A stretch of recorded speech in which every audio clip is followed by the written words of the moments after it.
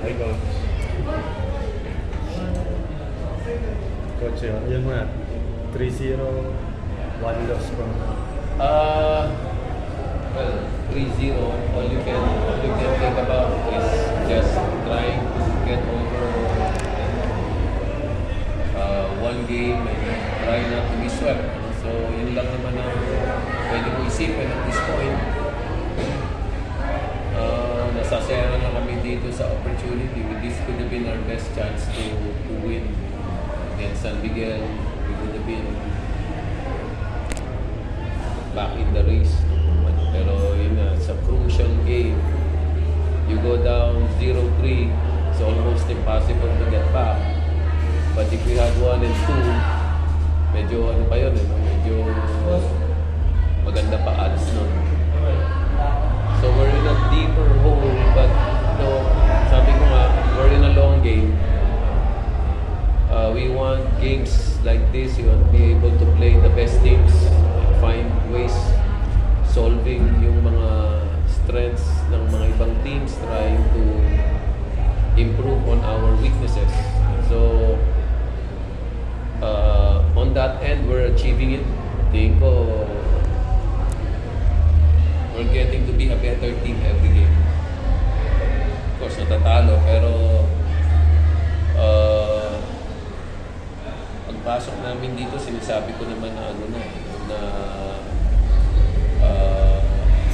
all we can do really is to make it hard for San Miguel to get to the finals. Learn in the process, and at the same time find out yung areas where we can improve. The experience is also very important. May experience sila yung ganito, may experience sila yung atmosphere ng semis, yung maraming nanonood, elimination round, halos konti lang nanonood. There's more pressure, there's more adjustments, so ando naman lahat yun. Of course, you're disappointed, you lost, but at the same time, you know the upside of the team is high, and for sure we will be a better team after this. Wherever we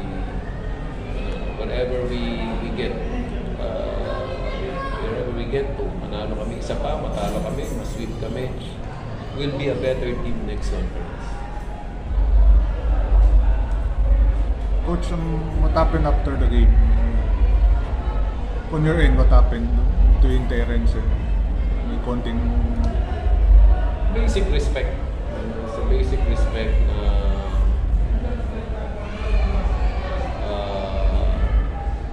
alam mo naman na San Miguel is a class organization. Alam mo naman na kaibigan natin yung coaching staff nila, yung mga boss doon. That's just a minimum requirement for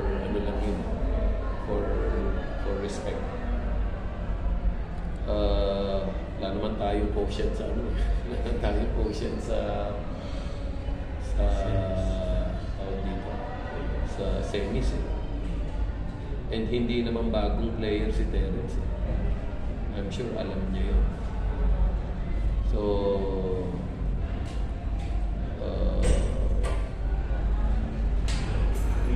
nagulat din ako na ganun nangyari, na medyo bastusan ang labas.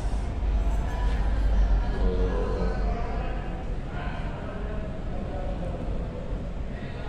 I think yung the mere fact, na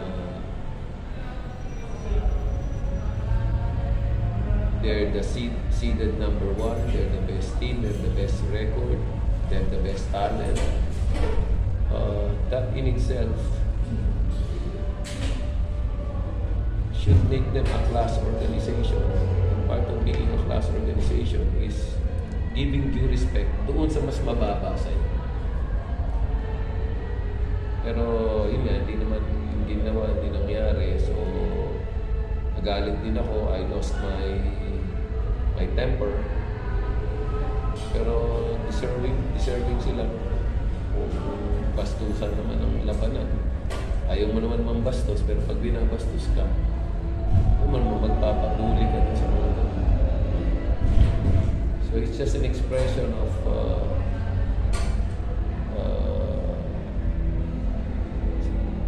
siguro expression of disappointment na expect mo doon sa ganung situation matatapos kayo ng may respeto pa rin kayo sa isa't isa. Maganda naman yung laro eh.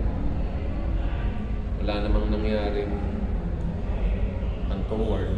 Wala namang situation na pwedeng sabihin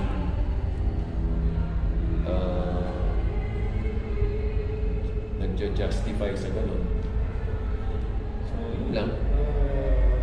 Meron talagang ganun. May tao talagang bastos. Wala tayong magagawa.